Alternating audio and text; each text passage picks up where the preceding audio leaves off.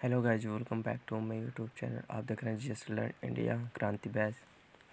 Guys, आज हम बात करते हैं नगद रक्षित अनुपात एंड रेपो रेट और रिवर्स रेपो रेट, जिसकी परिभाषा एंड भारतीय अर्थव्यवस्था में इसका महत्व जाने। नगद रक्षित अनुपात CRR भारत रिजर्व बैंक द्वारा मौद्रिक नीति में उपयोग किए जाने वाले सबसे महत्वपूर्ण उपयोग में से एक है। यह मौद्रिक नीति किसी देश के सर्वोच्च मौद्रिक प्राधिकरण जो द्वारा किसी विशेष अर्थव्यवस्था में धन की आपूर्ति की निगरानी और विनियमन करने की प्रक्रिया के अलावा कुछ नहीं है। भारतीय रिजर्व बैंक भारत में विभिन्न वाणिज्य बैंकों को पूंजी आरक्षित अनुपात CRR बनाए रखने के लिए विभिन्न दिशा निर्देश प्रदान करता है, जिन्हें उन्हें सभी परिस्थिति में बनाए रखना होता है। भारतीय रिजर्व बैंक अधिनियम 1934 के तहत RBI के पास कैश रिजर्व रेशियो यानी कि कैश रिजर्व रेशियो को 3% से 15% के बीच बदलने की शक्ति भी है। यह रेपो रेट कुछ और नहीं बल्कि आज की ब्याज की दर है जो वाणिज्य बैंक द्वारा भारतीय रिजर्व बैंक को भुगतान की जाती है जब वह RBI के कोई भी राशि उधार लेते हैं, जबकि रिवर्स रेपो रेट ब्याज की दर है जो वाणिज्य बैंकों को प्रदान की जाती है। जब भारतीय रिजर्व बैंक वाणिज्य बैंकों में किसी भी राशि का उधार लेता है, UPSSC IAS परीक्षा जैसे उम्मीदवार जो इस टॉपिक से बहुत महत्वपूर्ण होंगे। तो गाइस, चलते हैं next. Cash reserve ratio repo rate और रिवर्स रेपो रेट्स यानी कि भारत पर जो बैंक पर आधारित इस लेख में हम समझेंगे इन शब्दों का क्या मतलब है। तो गाइस, चलते हैं 5 इम्पोर्टेंस उद्यन दरें यानी 5 इम्पोर्टेंस अपडेट रेट्स। पहला है रेपो रेट, जिन्हें 5.90% है। फिर है रिवर्स रेपो रेट 3.35%। थर्ड है नगद रक्षित अनुपात CRR, वह है 4.50%। फोर है बैंक दर जो कि 6.15% है। और चौथा है वैधानिक सरलता अनुपात जो 18% की दर है। अब बात करते हैं कैश रिवर्स रेशो रेट क्या है। यह नगद आरक्षित अनुपात CRR कुल जमा का एक विशेष % है जिसमें वाणिज्य बैंकों द्वारा आरक्षित के रूप में रखा जाता है। इसमें भारतीय रिजर्व बैंक का अधिदेश है जो भारतीय रिजर्व बैंक अधिनियम जो 1934 के तहत कैश रिजर्व रेशियो CRR पर निर्णय लेने का शक्ति भी प्रदान करता है। इसमें से नगद आरक्षित अनुपात को नकदी के रूप में एक या नकदी के समकक्ष किसी भी चीज़ के रूप में आरक्षित के रूप में रखा जाता है और इसे विशेष रूप से वाणिज्य बैंक की तिजोरी में संग्रहित किया जाता है। यह राशि भारतीय रिजर्व बैंक में भी भेजी जाती है। हम बात करते हैं विभिन्न वाणिज्य बैंकों द्वारा रखे जाने वाले नगद आरक्षित अनुपात या % भारतीय रिजर्व बैंक की मौद्रिक नीति समिति द्वारा तय किया जाता है जो 2 महीने में समान आधार पर मिलता है। नगद आरक्षित अनुपात का महत्व यह है कि नगद आरक्षित अनुपात जो कि मुख्य महत्व सुनिश्चित करता है और वह बैंक अपने ग्राहकों को उधार लेने के कारण पैसे की कमी का सामना न करे।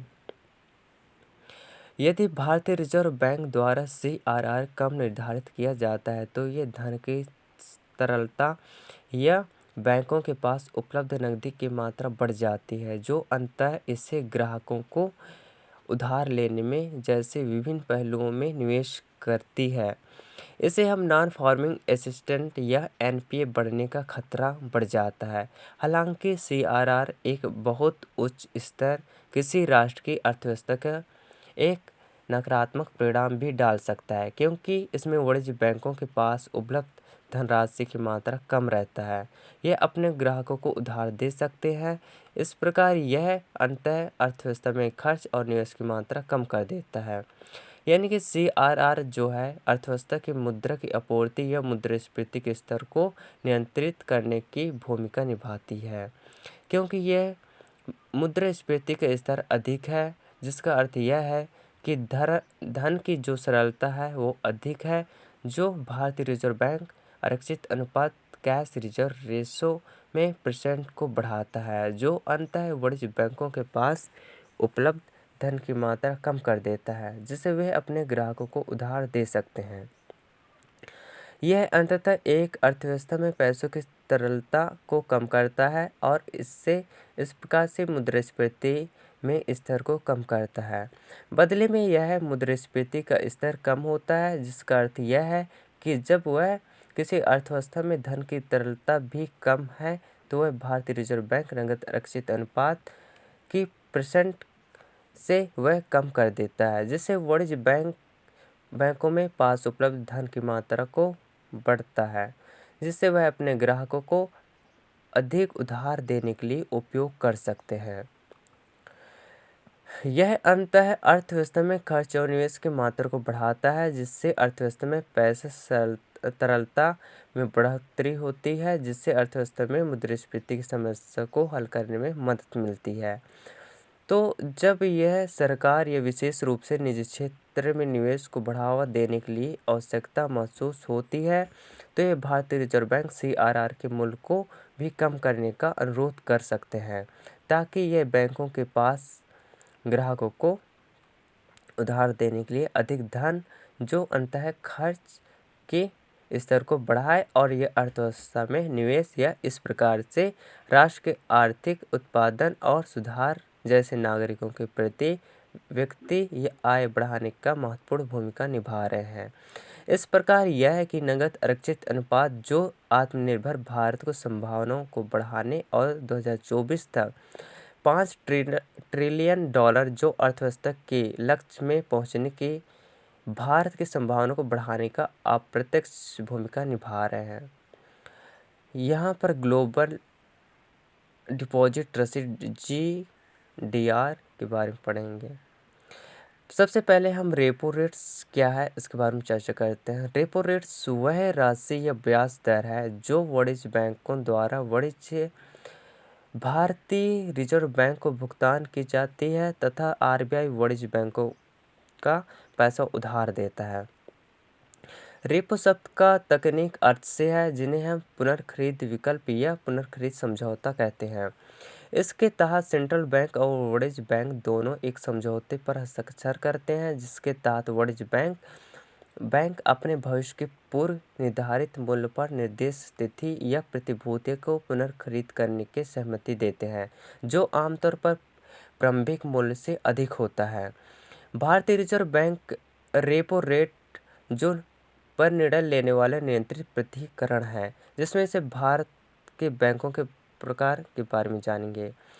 जिसमें से पहला हम बात करें तो रेपो रेट्स का महत्व क्या है। तो रेपो रेट वह है जो किसी पर उतार चढ़ाव का सीमा असर किसी भी देश की अर्थव्यवस्था पर पड़ता है जब मुद्रास्फीति अधिक होती है, तब जिसका अर्थ यह है कि धन की तरलता भी अधिक है, जो भारतीय रिजर्व बैंक रेपो रेट को बढ़ाता है, जो स्वचालित रूप से वाणिज्य बैंकों के पास उपलब्ध धन की मात्रा भी कम कर देता है, क्योंकि उन्हें रिजर्व बैंक ऑफ इंडिया को ब्याज देना पड़ता है, जिससे यह अपने उधारकर्ताओं को उधार देने की उनकी क्षमताओं को कम कर देता है, जो स्वचालित रूप से खर्च के स्तर को कम कर देता है। जिसमें अर्थव्यवस्था में पैसे की सरलता कम हो जाती है, इसी तरह मुद्रास्फीति की दर कम होती है, जिसका अर्थ यह है कि अर्थव्यवस्था में पैसे की तरलता भी कम होती है। तो गाइस हम जानते हैं भारतीय रिजर्व बैंक रेपो रेट्स को कम कर देता है और अंततः वाणिज्य बैंकों के पास उपलब्धता की मात्रा को बढ़ता है, जिससे वह कर्जदारों में उधार दे सकते हैं। तो गाइस इस प्रकार से स्वचालित रूप से अर्थव्यवस्था में खर्च के स्तर और पैसे की तरलता को बढ़ता है, दिवाला और दिवालियन सहायता IBC के बारे में पढ़ेंगे।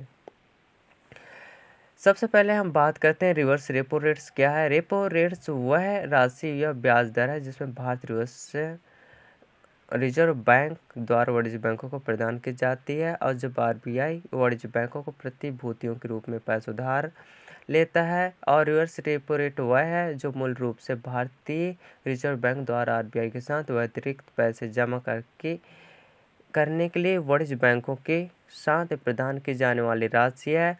और रिवर्स रेपो रेट वह है जो आमतौर पर रेपो दर में कम होती है, और यह किसी भी राष्ट्र में अर्थव्यवस्था के रूप में प्रभावित करने में भी महत्वपूर्ण भूमिका निभाती है। एशियाई विकास बैंक्स क्या है? तो हम सबसे पहले रिवर्स रेपो रेट्स का महत्व क्या है, हम इसके बारे में जानेंगे। रेपो रेट्स वह है जो उतार चढ़ाव का सीधा असर किसी भी देश की अर्थव्यवस्था पर पड़ता है। जब मुद्रास्फीति का स्तर अधिक होता है, जिसका अर्थ यह है कि जब अर्थव्यवस्था में पैसे की तरलता अधिक होती है, तो भारतीय रिवर्स रेपो रेट्स को बढ़ाता है।